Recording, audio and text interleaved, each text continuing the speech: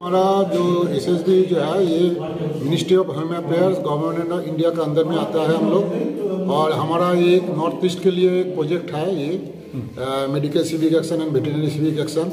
तो हम लोग का ये सिविक एक्शन के लिए बीच बीच में फंड भी आता है दिल्ली से। उसी फंड से हम लोग दवाई खरीद करके निःशुल्क को अब लोकल पॉपुलेशन के अंदर दवाई डिस्ट्रीब्यूट करते हैं हम लोग। ये हमारा काम है, हमारा एसएसबी का ये उद्देश्य है।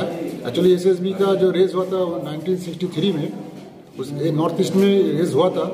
उसके बाद से जो हमारा ये प्रोजेक्ट तब से शुरू हुआ है। ये प्रोजेक्ट बीच बीच में चलता है। अभी हमारा पूरा भारतवर्ष में फैल दिया हिंदुस्तान में।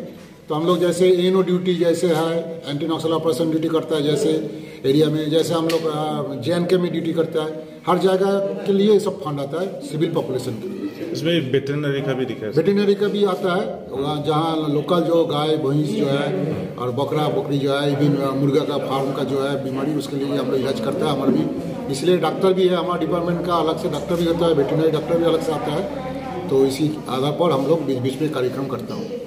पब्लिक रिस्पांस कैसा है?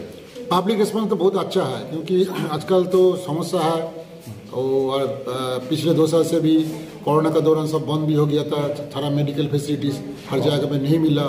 हॉस्पिटल जो नॉर्मल हॉस्पिटल को कोविड वार्ड बना दिया गया। तो इसी हिसाब से ये हमारा प्रोजेक्ट का जो काम है ये अच्छा लगता है। मतलब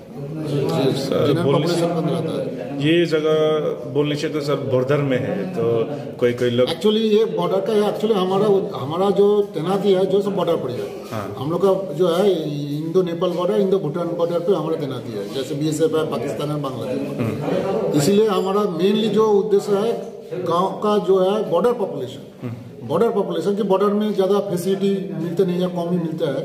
इसीलिए हम लोग इसका एडिशनल ये पशु चिकित्सा और ह्यूमन चिकित्सा करता रहता है।